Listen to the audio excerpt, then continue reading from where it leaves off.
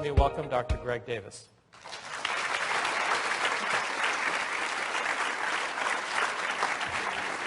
Well, thank you for the opportunity to tell a story tonight. And it's a fun story to tell. It's not just about sinus disease, but let me tell you a little bit about this. So I'm an otolaryngologist, which is an ear, nose, and throat surgeon. And what I tell a lot of people is I'm the N guy in ENT. So I don't do any ears or throats anymore, just sinus surgery, medical management of sinus and nose-related diseases. So one day, I was hanging out in my office, and a good friend of mine, Al Hillel, who is a laryngologist, he's the throat guy in ear, nose, and throat. He is a gentleman who is on faculty here at the UW, and he had been volunteering with the zoo for many, many years, probably 20, 25 years. And about every 5 or 10 years, the zoo will call Dr. Hillel and have an ear, nose, and throat type question. And I've always admired this. In Dr. Hillel's office, he has a picture of him examining a monkey, examining a lion's ear, looking for an ear infection, and I always thought that was pretty neat. So when he called me one day and he said, Greg, I have this case for you that I need some help with. And this is a 35-year-old male with chronic sinus disease. And I'm thinking, all right, it's kind of my run-of-the-mill. It's what I do. He says, well, we have to take a field trip to get there. And this is one of my favorite places in Seattle. I grew up in Seattle. My wife and I took our kids there all the time. And through the dreary winters, we used to spend a lot of time in the nice, warm avian house at the Woodland Park Zoo. So I was very excited to go back. And they told me I would be meeting a gorilla. And not just a gorilla, a 430-pound Western silverback gorilla named Vip. Vip stands for very important primate. And he is. He's the alpha male of his family. And he is a father. He is nurturing, but he's the alpha male. And when you go to meet Vip, it's a little bit intimidating. There's cautionary tales such as make sure you sit down lower than he is on a little stool. Don't make eye contact. Speak in a soft, low voice. So I was already terrified before I got there.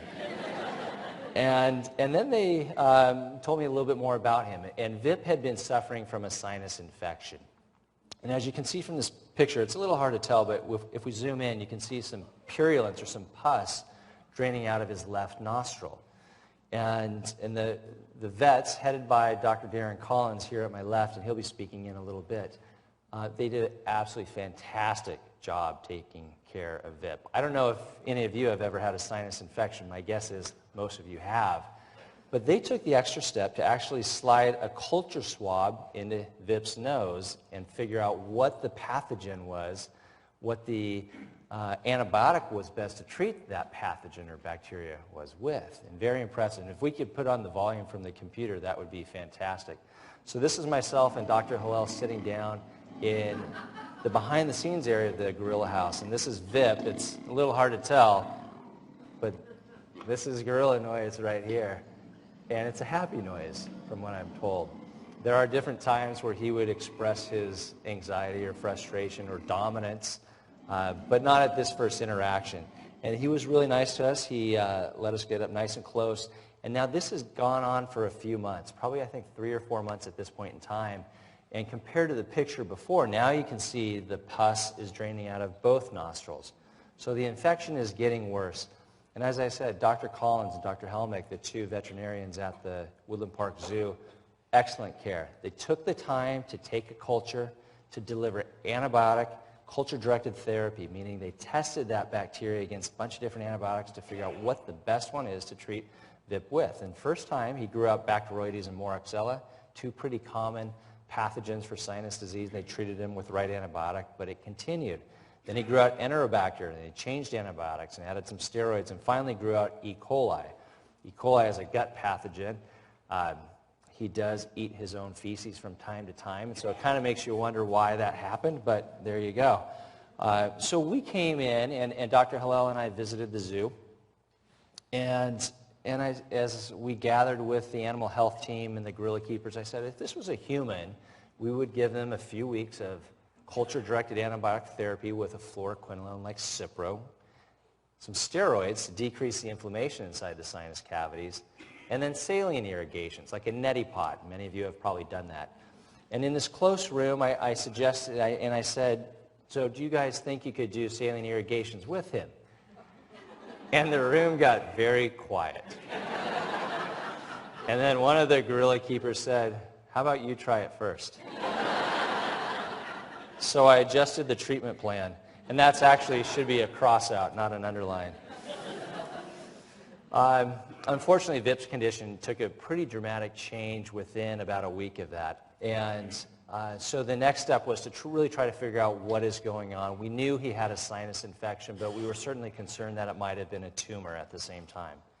One of the zoo's board of directors, Dr. Robert Liddell, is a radiologist. And so he generously donates his time and his radiology suite to the zoo. And from time to time, they will get CAT scans and MRIs of different zoo animals. So by traffic police escort and zoo ambulance, they took Vip from the zoo under general anesthesia to the Center for Diagnostic Imaging close to Northgate Mall. And it was quite an impressive sight. This is a picture of Vip on the CT scanner. So he's on his back. He has the breathing tube in his airway. So he's under a general anesthesia. And he's 425 pounds. And the maximum weight limit of the CT scan is right about 400. So it was hit or miss. It took a while to get the CT scan, but with Dr. Liddell's expertise, we did. And this is a picture of the first time I really thoroughly examined Vip. And in my right hand, I have a rigid endoscope, which we commonly put in the nose to take a look around inside the nasal cavities and the sinuses. And you can see over my right shoulder, Dr. Collins is taking a look. And as I went through these pictures, I thought, you know, Dr. Collins, he certainly is very concerned about the animals. And then when you look at this, I think he's more concerned about what I'm doing to his priceless gorilla. And appropriately so. These gorillas are amazing creatures, and this is not something normally done. But I'm thankful for his trust to allow me to examine him, because it taught me some important lessons that later play out, and I'll explain shortly. Was able to get a culture from this that did show E. coli and gave us an idea of what best to treat him with. The CT scan was obtained, and it shows his sinuses. This is a coronal CT scan that shows his maxillary sinuses right behind the cheekbones and frontal sinuses, kind of right in the forehead area. And if we compare that to another shot that shows this deep frontal bar across the gorilla, and that's kind of what gives him that stern look. Then we compare it with humans, and this is a human sinus CT scan with opacification or disease within the frontal sinuses. If we go a little bit further back or posterior, we'll see the ethmoid sinuses in the gorilla. And then further back are the sphenoid sinuses, right smack in the middle of the head. It's really interesting to take a further look at this, and you see this large vertical sagittal crest that these massive muscles, temporalis muscles, attach to it and allow for their mastication. If you compare that to the human, you can see, and this is relatively proportional, you can see the size of our brain compared to the size of their brain, and it's quite impressive. But the neat thing is we have the same structure of sinuses. Here are the sphenoid sinuses right here in the gorilla and over here in the humans. If we look at us further back, this is Vip now, and again, he got very sick, and this shows some erosion of his skull. So there's areas where the sinus infection, or at this point we were actually worried about a tumor, had started to eat through the maxillary sinuses into the soft tissues of the face. So he was getting progressively sick despite outstanding medical care. This is a picture of Kiki, a gorilla that passed away at the zoo several years ago, and we used it to help learn the anatomy. When you look at a heads-on view and compare it to a human skull, it's fascinating, the similarities you see here.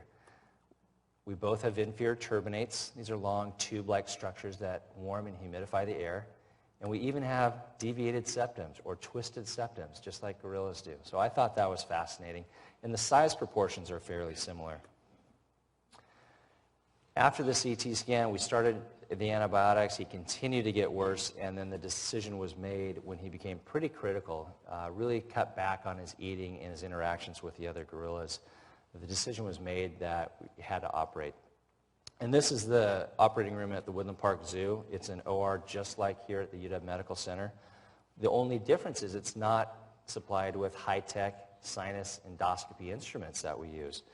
So through very generous corporate donations, We could not have done this without these corporations, and there is a definite link between us and these industries that support education for us and education for other surgeons. And that's important because there was another sinus course going on in Seattle this weekend, and we were able to use those instruments on VIP because we can use cadaver instruments, which are just as high quality, high tech, on animals, but we cannot use human equipment on animals because of the risk of zoonoses, and then use that equipment back on humans. So we were able to do the surgery. One of the fun things is I use something called image guidance, which is just like the GPS for your car. I load the CAT scan into a special machine in my operating room, and it tracks where the tip of my instrument is inside the head at all times. This is something I do fairly routinely in humans. I've never operated on a gorilla before. As far as we know, no one has ever operated on a gorilla sinus before.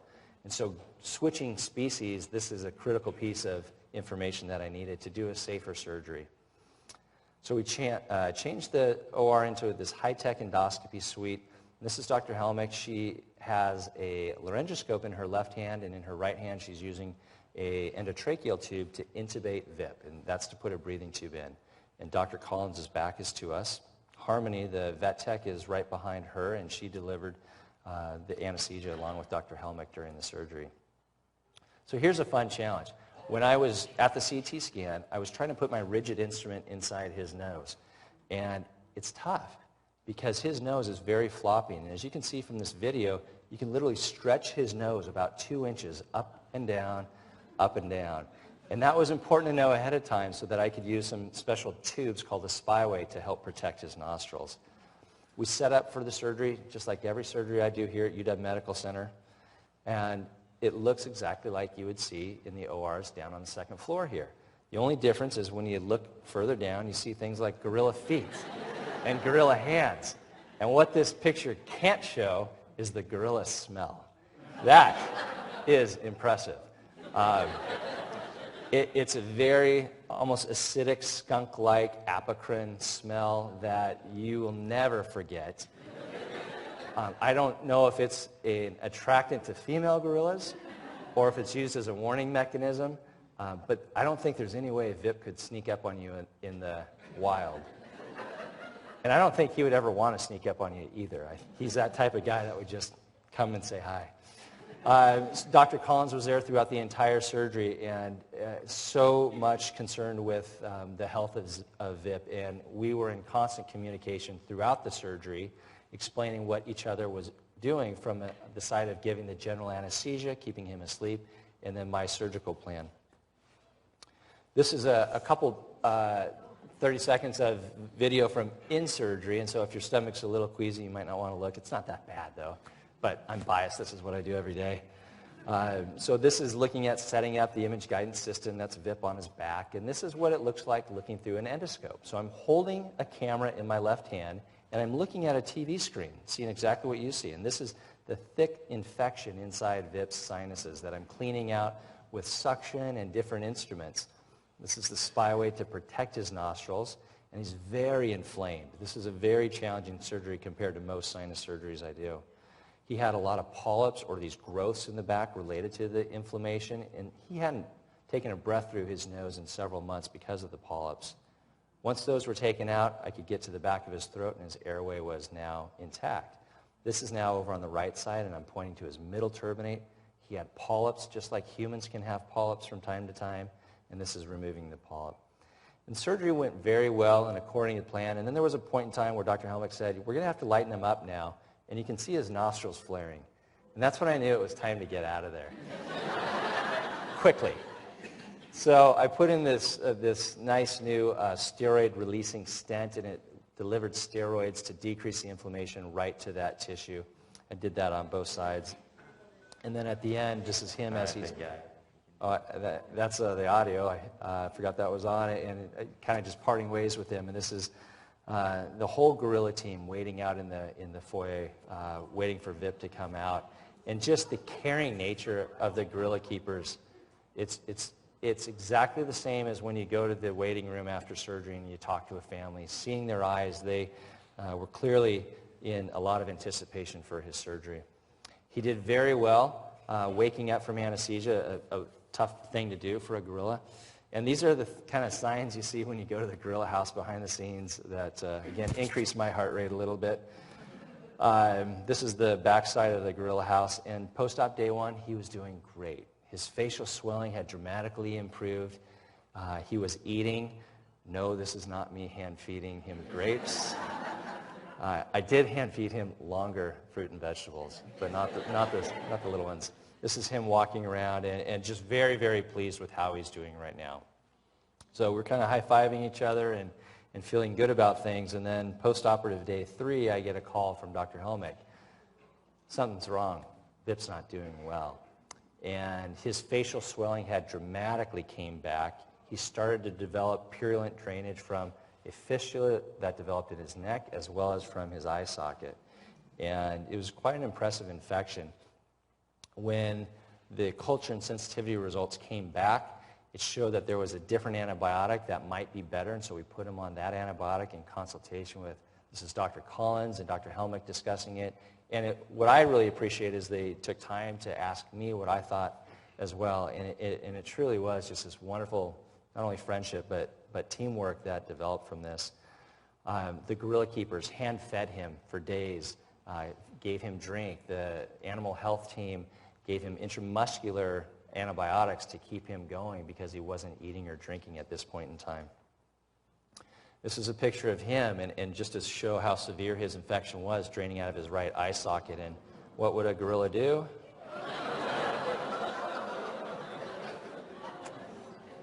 That's what Vip does. So the upside of him fistulizing this soft tissue infection that had spread out of his sinuses is that he got better. And from a human surgeon standpoint, I was ready to rush back to the operating room and clean it out.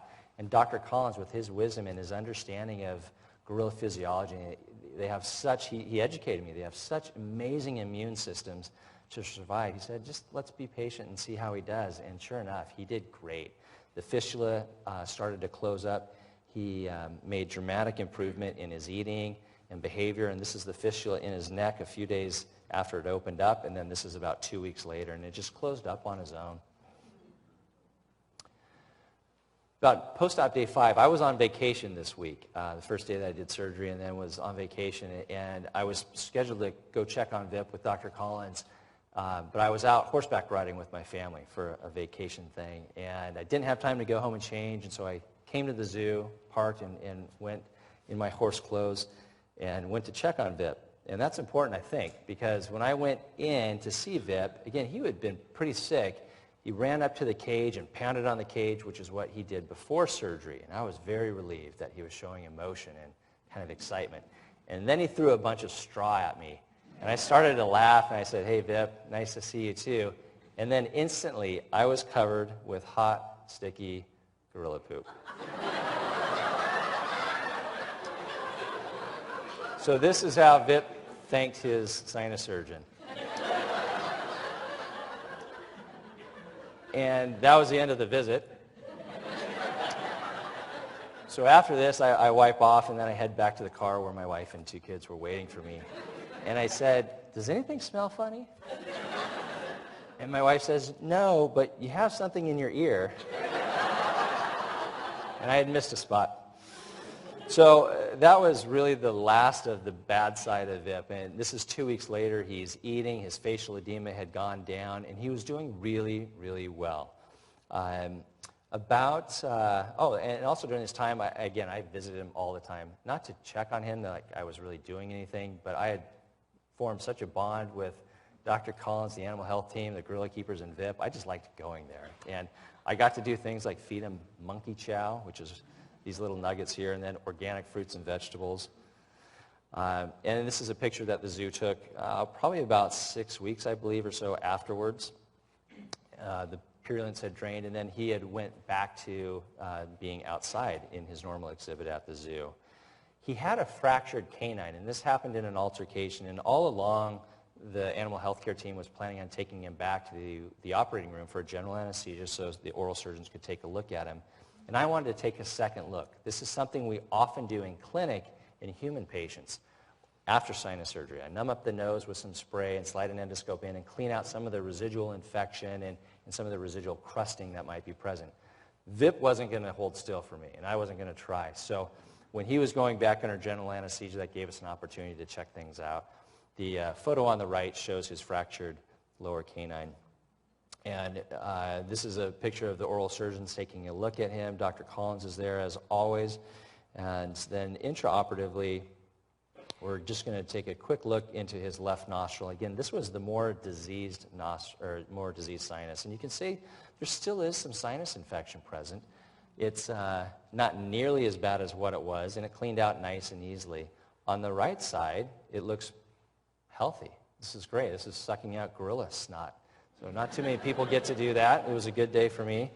And then we finished things up with his surgery there. In November, he was doing fantastic. He was walking around outside and behaving like Vip. And then about a few days before Christmas, I got one of the best Christmas presents ever. I got this email from Dr. Collins. And this picture is important because this is Vip hanging out in his sleeping quarters in the gorilla house. And there are fire hoses hanging from the ceiling. And Dr. Collins says in his email, Vip was having gorilla-friendly relations with one of the females while climbing on the fire hoses last week. The aerial copulations on the suspended fire hose is a great indicator of how well he is feeling these days. Doesn't get any better for a male gorilla.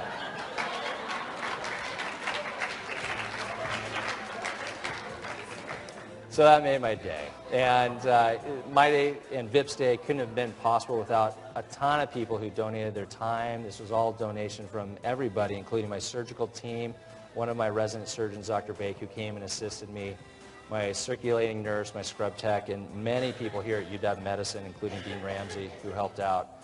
The animal health team, led by Dr. Collins, also known as Vet 1 at the Woodland Park Zoo, is absolutely fantastic. The gorilla keepers, they practically live there. They consider the gorillas their family, and taking care of them is just like taking care of humans. It was truly an amazing experience. Dr. Liddell started this all by being able to get a good picture of a CT scan. I don't think a CT scan of a gorilla has ever been done, and now we're documenting that so others can learn from it. A lot of people contributed to the pictures I showed, and then again, the corporate sponsorship couldn't have done the surgery without it. So I want to thank you for your time, and the final thing, when I give this talk to other ear, nose, and throat surgeons, I say, go volunteer, give your time at the zoo. And some have. But what you can do, you can go to the zoo, visit Vip. There's often a volunteer out there, and you can ask them to point out Vip. He's pretty shy and hangs out in back or along the side, but they'll show you him. And then if there is an opportunity to donate to the zoo, this is Laura Baumwall's, and she's here today. Laura, can you raise your hand just to say hi? This is her contact information if you're curious. But what I've learned from working with the animals is all the conservation they do, not just to preserve the gorillas and all the animals at the zoo, but the incredible outreach that they do throughout the world, from buying and preserving natural habitat to sponsoring scientists to go out into the field and study these magnificent animals to help learn more about them and us in the long run. So it's been a life-changing opportunity for me. I'm now back to doing just human sinus work. And I got to say, it's a little boring compared to gorilla sinus surgery. But we'll see what happens in the future. So I'd like now to introduce one of my very good friends, Dr. Darren Collins, who is Vet 1 at Woodland Park Zoo. Dr. Collins. Thank you. Thanks, Greg. Hi, everybody. I'm Darren. I'm Vet 1, as Dr. Davis said. I'd like to thank Dr. Davis and his team of really compassionate, caring, and expert technicians and doctors who came and helped our patient. And thank you to the University of Washington for loaning Dr. Davis to us for what ended up being a happy ending, but it was a nightmare the whole way through it. And if you can imagine being responsible for immobilizing a 450-pound gorilla and keeping him alive in the back of a truck, going to Northgate Mall and back, and And then again at the zoo, so this guy could stick all these instruments into his head and do it for like 2 hours. And then he wants to do it again. You know, I was exhausted. All of us were exhausted. But Vip hung in there, and a true testimony to the spirit and the nature of working with wild animals who are amazing patients. I have the opportunity and the privilege of being one of their veterinarians, but I can't do it all. We can't do it all. We have to call in consultants on a routine basis. I talked to a veterinary cardiologist to come and ultrasound a penguin next week. So there's a limit to what we can do, and we can't do a complete job without our consultants and their expertise. And when the time came for a bill from Dr. Davis, there was no bill. So he did this all free of charge, and we couldn't have done it without him. As you can imagine, you heard Dr. Davis say he wasn't breathing through his nose. This case, in the wild or without intervention, such as what we were able to provide, would have ended his life. And ended, I see it also, as his opportunity to extend his species. He is a real stud gorilla. He is a gorilla's gorilla. He really serves a purpose where others fall short. And we, as much as anything, we kept him reproductively active. And when he was copulating on the fire hoses, I told the keeper, I said, go scrape some of that sperm off the fire hose because we really want to know if this has impacted his fertility or not. But he continues to breed his females, and someday he might have an offspring, and if it's a male, we might call it Greg or Gregor. Or something like that. So if you're not a member of the zoo, I encourage you to become a member. Come often, bring your friends, and you can actually on your smartphone download a Zoobiquity or a One Health type tour, and you can hear the stories of some of the other animal patients that really remind you that we are an animal also. So thank you, Dr. Davis. Thank you, University of Washington, and thank you for your attention.